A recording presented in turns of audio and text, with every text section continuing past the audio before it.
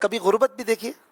نہیں، میں نے تو نہیں دیکھی الحمدللہ. الحمدللہ، میں نے نہیں دیکھی. بس یہ اللہ کا ہی احسان ہے اور اللہ پاک زوال نعمت سے بچائے. آمین. لیکن یہ کہ اگر غربت نہیں دیکھی تو غریبوں کا احساس زیادہ ہونا چاہیے کہ اللہ نے ہمیں نہیں دکھائی. جو بیچاروں کی زندگی اس میں گزر رہی ہے، اللہ ان کی خدمت گاروں میں ہمیں شامل کر لے. آپ نے بچپن سے کاروباری لائف میں والد صاحب کو دیکھا تھا؟ بالکل ایسا ہی ہے. میں نے ابھی ابو کا خود بھی اسٹیٹس دیکھ رہے ہیں. میں نے کہا نا 1981 میں ہمارے پاس ایک گاڑی جس پہ ڈرائیور کے ساتھ تو میں اسکول جاتا تھا، اور امیر علیہ سنت کو ایک گاڑی اور ڈرائیور ابو نے الگ دیا تھا، جس کا وہ تذکرہ کئی بار کر چکے ہیں. تو نارملی میں نے کئی کاروباری لوگوں سے پوچھا ہے کہ 1981 میں آپ کی کیا پوزیشن تھی. تو الحمدللہ اس زمانے اتنے نہیں ہوتے تھے لوگ نا. بعد میں انکریز ہوا، بہت بعد میں گاڑی. ہمارے پورے محلے میں گاڑی بہت کم تھی. اچھا موبائل فون جب بالکل نیا آیا تو ہم نے ابو نے فوراً دلا دیا، تو وہ پرابلم نہیں تھی. لیکن مجھے جو اللہ کا احسان نہ، پیسہ ہونا کوئی کمال نہیں ہے، تو اللہ کی عطا ہے. بالکل ماحول مل گیا نا. میں یہ سوچتا ہوں کہ ایک ایسا نوجوان جس کے پاس پیسے کی فراوانی ہو اور اتنی آزادی ہو اور اس کے پاس دینی ماحول نہ ہو، تو پھر بگڑنے میں کوئی کمی نہیں رہتی ہے. صحیح. اللہ نے یہ بچا لیا، اور اللہ ہماری نسلوں کو بھی بچائے رکھے. آمین. آپ بھی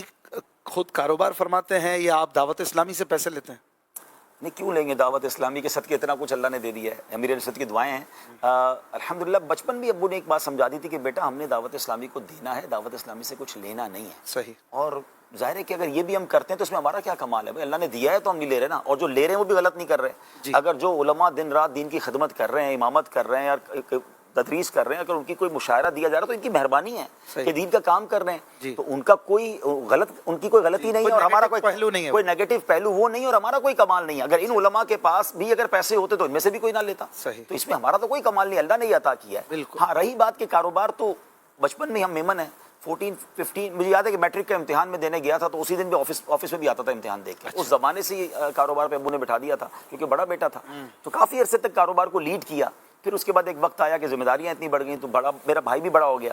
تو ابو نے کہا بھائی ہم کر لیں گے، اب آپ دین کا کام کریں، اب کاروبار پہ نہیں آنا. اور اس کے بعد پھر میرا بیٹا بھی بڑا ہو گیا، تو ابو نے پھر کہا یہ تمہارے بدلے مجھے اس کو دے دو.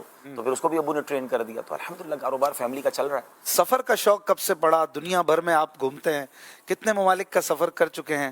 اس کی کیا وجہ ہے؟ دعوت اسلامی کی وجہ سے سفر ہے یا سفر کی وجہ سے دعوت اسلامی کے کام ہو جاتے ہیں؟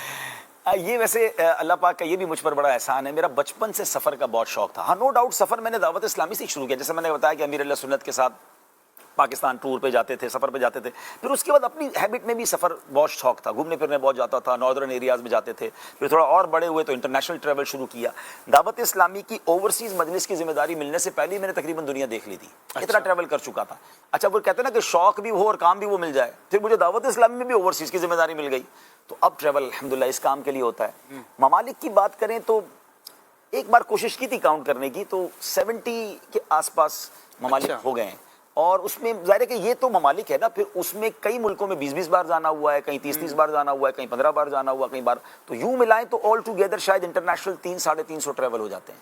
لیکن ممالک اتنے بنتے ہیں تقریباً. ابھی ٹارگیٹس ہیں کچھ وہاں جہاں نہیں گئے ابھی؟ نہیں، اب اصل میں ہم ٹارگیٹڈ نہیں جاتے کہ یار یہ کچھ لوگ ہوتے ہیں جو اپنے ممالک پورے کرنے کے لیے جاتے ہیں. پھر تو میرے سارے ہو جاتے ہیں نا. اگر میں نے 300 انٹرنیشنل ٹریول کیے ہیں تو دنیا میں 180-90 ممالک تو کور ہو چکے ہوتے. ہمارا مقصد اپنے فل ان دا بلینکس پورے نہیں کر رہے ہیں. جہاں دعوت اسلامی بھیجنا چاہتی ہے یا جہاں ہمارا کوئی کام ہے، جہاں کوئی ضرورت ہے، تو پھر وہاں ہم جاتے ہیں. تو آبویسلی کچھ نہ کچھ ممالک ہر سال 1-2 بڑھ جاتے ہیں. اب 1-2 ہی بڑھ پاتے ہیں کیونکہ 70 ملکوں میں، مثال کے طور پہ میں ایئرلی 20-25 ملکوں میں ٹریول کرتا ہوں.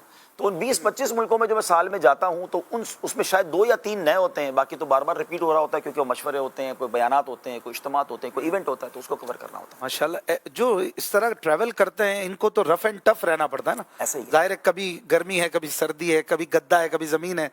تو جو ایسے ناز نخرے میں بڑا ہوا ہو وہ اس طرح ٹریول کر لیتے ہیں یا ہر جگہ آپ کو اپنے مطابق چیزیں مل جاتی ہیں؟ نہیں، اب تو نو ڈاؤٹ دعوت اسلامی کے بعد اللہ نے اتنی عزت دی ہے کہ لوگ ہتھیلیوں پہ اٹھاتے ہیں، لوگ بہت پیار دیتے ہیں. اللہ ان کو جزائے خیر دے. لیکن پھر بھی آپ کو سفر تو عذاب کا ٹکڑا ہے. اگر آپ کو دنیا کی ساری نعمتیں بھی مل جائیں تو گھر کا بستر گھر کا ہی بستر ہے. اپنے وطن کی آب و ہوا، اپنے وطن کا کھانا، پھر نیند ہر بستر پر آ جانا، اور روز ٹریول ہو تو پھر روز ٹائمنگ ڈفرینس ہونا، اس کو تو کوئی کور نہیں کر سکتا نا. تو اس میں بھی ہوتا کہ اشفاق بھائی یہ نا ٹائم لگتا ہے. آپ کی باڈی ایڈجسٹ ہو جاتی ہے. مجھے کئی لوگ کہتے ہیں یار آپ سفر، میں الحمدللہ کئی بار ایسا ہوا کہ میں 8 گھنٹے کی فلائٹ لینڈ کی اور اسی رات میں نے اجتماع کر لیا. اور کہتے ہیں ہم تو 2 دن تک بستر سے نہیں اٹھتے. تو وہ 5 سال میں ایک ٹریول کرتے ہیں. ہیں. میں کہتا ہوں اس میں میرا کوئی کمال نہیں ہے. کیا پائلٹ کا یہ حال ہوتا ہے؟ وہ تو جہاز سے واپس آ رہا ہوتا ہے, ٹھیک ہے نا, اتنے سارے ٹریول روز کر رہے ہوتے ہیں. ٹرک ڈرائیور کو دیکھیے, اس کی زندگی بس ڈرائیور کی اس میں گزر رہی ہوتی ہے. تو جو اتنا سفر کرتے ہیں نا, پھر ان کی باڈی بھی ڈھل جاتی ہے. میں آپ کو صرف پچھلے مہینے کی مثال دے دیتا ہوں. لاسٹ منتھ جو تھا جنوری کا, وہ میرا زندگی کا ایک یونیک یوں ٹریول تھا کہ میں 15 جنوری کو نکلا تھا, جرمنی گیا, پھر ناروے گیا, اور اس کے بعد ہم جارڈن گئے. جارڈن میں فلسطین کے کاموں کے لیے. رائٹ فرام جارڈن ایک دن قطر میں رہ کر میں ساؤتھ افریقہ گیا. اب یہ اس لیے ڈفرنٹ تھا کہ میں جب ناروے میں تھا تو وہاں مائنس ٹیمپریچر تھا, برف تھی, اور انہی دنوں میں دنیا میں ایک علاقہ, اللہ کی رحمت ہے, یہ بھی اللہ کی شان ہے, ناردرن ہیمسفیئر اور ساؤدرن ہیمسفیئر. یہ سائنس کے اسٹوڈنٹ جانتے ہیں کہ دنیا میں دو ایک طرح سے حصے ہیں. تو ناردرن ہیمسفیئر میں جب سردی ہوتی ہے تو ساؤدرن ہیمسفیئر میں گرمی ہوتی ہے. یعنی میں مائنس ٹیمپریچر سے ساؤتھ افریقہ پہنچا ہوں تو وہاں +30 ڈگری ٹیمپریچر تھا, ایک دن +35 ڈگری ٹیمپریچر تھا. وہ آپ کی باڈی کو بڑا امپیکٹ کرتا ہے کہ آپ اتنے ٹھنڈے علاقے سے رائٹ گرم کپڑے سارے رکھے اور سارا جناب اگلے دن سے وہ گرمی والے علاقے میں پہنچ گئے. تو یہ بھی اللہ کی رحمت سے آپ ایڈجسٹ ہو گئے. ایڈجسٹ ہو, کیونکہ ہمارے پھر اجتماعات تھے, نگران شورا بھی وہاں تھے, 10-12 دن ہم وہاں رہے. تو یہ ہوتا رہتا ہے. اب آپ اتنا ٹریول کر رہے ہوتے ہیں تو پھر یہ آپ کو ایڈجسٹ ہونے میں آسانی ہو جاتی ہے. آپ کی باڈی ایڈجسٹ اللہ کی رحمت سے کر جاتی ہے. ویسے آ جاتی ہے نیند کسی بھی بستر پہ کہیں بھی جائیں؟ اصل میں جب آپ تھک کر سوتے ہیں نا تو پھر آ ہی جاتی ہے. آپ کام کریں اور کام کرنے کے بعد جب آپ کا ٹائم آئے تب سوئیں. پہلے سے ہی بستر پر لیٹ گئے کہ تھکن آئی نہیں ہے. صحیح. تو اگر 6-7 گھنٹے نیند کر رہے ہیں اور 16 گھنٹے کام کریں گے تو نیند کہیں بھی آ جائے گی. مجھے بھی 4-5 ممالک آپ کے ساتھ سفر کی سعادت ملی ہے. مجھے یاد ہے ایک چھوٹی سی بات, کینیا میں آپ کے ساتھ تھے تو ہم کسی کے ہاں رکے ہوئے تھے. شب جمعہ اجتماع سے فارغ ہو کر رات آپ کے کمرے کا پنکھا خراب ہو گیا تھا غالباً. اچھا. مجھے یاد آ رہا ہے. اور میں تھا, ایک اور اسنائی بھائی بھی تھے. ہمارا پنکھا صحیح چل رہا تھا. اب پتہ چلا کہ ہم تو ابھی چہل قدمی کر رہے تھے, آپ بہت زیادہ تھکے ہوئے تھے, آپ لیٹ گئے تھے. اب نے نوٹ کیا آپ کا پنکھا صحیح نہیں چل رہا. اب میں نے بھی دیکھا یہ پرابلم کر رہا ہے. آپ نے کچھ نہیں کہا. گرمی بھی شدید, اچھا, بالکل ہوا چل ہی نہیں رہی تھی. تو پھر شاید 1-8 گھنٹے بعد جو ہے آپ باہر بھی آئے, پسینہ میں نے بھی دیکھ لیا.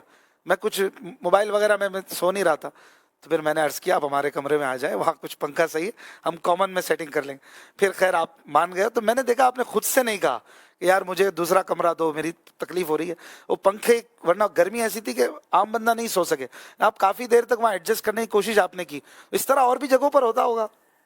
دیکھیے بات تو وہی ہے نا, آپ ٹریول کریں گے تو ہر چیز آپ کے مطلب کی تو نہیں ملے گی. تو بس شکوہ شکایت نہیں کرتے, اس کا فائدہ نہیں ہے, اس کا فائدہ نہیں. دیکھیں نا سفر میں تو یہ سب چیزیں ہوتی رہیں گی. کہیں بستر ملے گا, کہیں کھانا آپ کی پسند کا نہیں ملے گا, کوئی ایسا ہمراہی مل جائے گا. ابھی نگران شورا نے پچھلے دنوں بڑا پیارا جملہ کہا کہ میں ایک بار سفر میں تھا تو مجھے ایک ایسا بندہ ملا حرمین کے سفر میں کہ میں سمجھ گیا کہ میرا امتحان شروع ہو گیا ہے, یہ میرے لیے امتحان کے لیے آیا ہے. میرا اتنی تکلیف تھی اس بندے سے, لیکن میں نے فوراً ایڈجسٹ کر لیا کہ اب یہ بھیجا ہی لگتا ہے میرے ٹیسٹ کے لیے. اللہ کرے یہ ذہن بن جائے کہ سفر میں آپ کا کوئی نہ کوئی ہمراہی بازوں کا ایسا ہو سکتا ہے, تو یہ ذہن بن جاتا تو پھر ماشاء اللہ. ہر بات میں ناظرین دیکھیں کچھ نہ کچھ سیکھنے کو بھی مل رہا ہے. اور ہمارے لیے یقیناً جو بھی بڑے ہوتے ہیں ان کی لائف میں ہمارے لیے سبق ہوتے ہیں. پھر دینی مذہبی ہمارے پیشوا ہوں تو ہمیں مذہب اور دین کی بھی باتیں, دنیا کے سلیقے سیکھنے کو ملتے ہیں. بھائی صاحب, شورا میں آپ کیسے آئے؟ شورا میں آنے سے پہلے کیا کیا ذمہ داریاں آپ کے پاس رہیں دعوت اسلامی کی؟ دیکھیں میری جو دعوت اسلامی کی یوں سمجھے کہ تنظیمی کاموں کی شروعات تو یوں ہی کہ میں زیری ذمہ دار ایک مسجد کا رہا, درس دیتا تھا وہاں پر. مسجد مدینہ بالغان ہم کرتے تھے کلفٹن میں, کلفٹن کے ایریا میں. پھر اس کے بعد PNT کالونی قریبی ایریا تھا. پھر اس کے بعد الحمدللہ ہمارے گھر کے قریبی ایک مسجد بن گئی جو آج ماشاءاللہ بڑی عالیشان مسجد, جامع مسجد فیضان جیلان. تو وہاں سے پھر ماشاءاللہ نگران شورا نے پک کیا اور انہوں نے مجھے مجلس بیرون ملک کا ایک رکن بنایا. میں رکن تھا اس زمانے میں. پھر اس کے بعد ایک وقت آیا تو جامعۃ المدینہ پاکستان کی مجھے ذمہ داری ملی. رکن شورا جو ہے وہ دعوت اسلامی کے, میں آپ کو عجیب بات بتاؤں ناظرین, کہ کسی کے ہاتھ میں نہیں ہوتا کہ وہ نامینیشن پیپر دے, ریکویسٹ دے کہ مجھے رکن شورا بننا ہے. اچھا. رکن شورا کو رکن شورا بننے سے 1 منٹ پہلے بھی نہیں پتا ہوتا کہ میں رکن شورا بننا ہوں. اچھا. اراکین شورا کا کوئی مشورہ ہوتا ہے اور وہ کسی کی کارکردگی دیکھ کر آپس میں مشورہ کرتے ہیں کہ کیا اس کو رکن شورا لینا ہے, اور پھر پوری شورا اس پر ووٹ دیتی ہے اور پھر جا کے یہ ڈیسائیڈ ہوتا ہے. اچھا. تو میں اتفاق ہے میں مدینہ پاک میں تھا اور شورا کا یہاں پر مشورہ تھا. تو میں جب سو کر اٹھا مدینہ پاک میں تو میرے موبائل پر پتہ نہیں کتنے سارے میسج, کہاں سے میسج, مبارک ہو. تو میں نے کس چیز کی مبارکباد دے رہے ہیں؟ تو کہا آپ رکن شورا بن گئے. تو میں نے کہا کوئی ٹی وی پہ اعلان کر دیا, اخبار میں آ گیا, کس نے کیا؟ بولے نہیں, وہ مشورے میں فیصلہ ہوا ہے. بہرحال پھر میں نے رابطہ کیا تو پتہ چلا کہ ہاں یہاں مرکزی مجلس شورا کے مشورے میں. تو وہ میرا خیال ہے 2009 یا 2010 کی غالباً بات ہے جب یہ رکن شورا مجھے بنایا گیا تھا. ماشاء اللہ. رکن شورا بننے کے بعد اور اس کے آگے آپ نے دعوت اسلامی کی کئی شعبہ جات میں کام کیا. آپ کو سب سے زیادہ کس شعبے سے اٹیچمنٹ محسوس ہوتی ہے؟ اب تو ایف جی آر ایف سے ہوتی ہے. FGRF جب سے ایف جی آر ایف آیا, کیونکہ اس میں بڑا دعائیں ملتی ہیں اور جو لوگوں کی کیفیت ہے اور جو حالات ہیں, اور ماشاءاللہ میں نے دیکھا عوام کا بھی رجوع بہت زبردست ہے. ایف جی آر ایف کا کام کرنا ہے بڑا آسان. آپ کو دین کے لیے, بدقسمتی میں اس میں کہوں گا کہ دین کے لیے, مدارس کے لیے, طلباء اور علماء کے لیے اگر آپ ڈونیشن لیتے ہیں تو اتنا آسانی سے نہیں ملتا. تو یہ بھی تو دین کے سپاہی ہیں اور ان کی خدمت بھی بڑی بات ہے. لیکن نارملی ویلفیئر کے کاموں کے لیے ڈونیشن لوگ دنیا بھر سے دے رہے ہوتے ہیں. تو ہمیں الحمدللہ میں ہماری دعوت اسلامی نے یہ سکھایا, دارالفتہ نے یہ سکھایا کہ جو ڈونیشن جس کام کے لیے آئے گا وہی خرچ کریں گے. تو ہم ایف جی آر ایف کا ڈونیشن دعوت اسلامی کے دیگر کاموں میں نہیں لگا سکتے, تو پھر ہم وہی خرچ کرتے ہیں. چونکہ اب ایف جی آر ایف کے بعد آپ کا ویژن اور بڑا ہو گیا. اب ترکی اور شام میں جب زلزلہ ہوا تو میں وہاں گیا تو بڑا قریب سے اس ڈیزاسٹر کو دیکھنے کا موقع ملا. دعوت اسلامی نے بہت بڑے کام کیے. ابھی میں پچھلے دنوں جارڈن فلسطین کے لیے گیا تھا. ہمارے سامنے فلسطین کی پہاڑیاں تھیں, ہم بالکل قریب پہنچ گئے تھے مگر جا نہیں پا رہے تھے. لیکن یہ کہ وہاں کے لیے بہت بڑے پلانز ہیں. انشاءاللہ ان قریب دنیا دیکھے گی کہ دعوت اسلامی وہاں کیا کرے گی انشاءاللہ.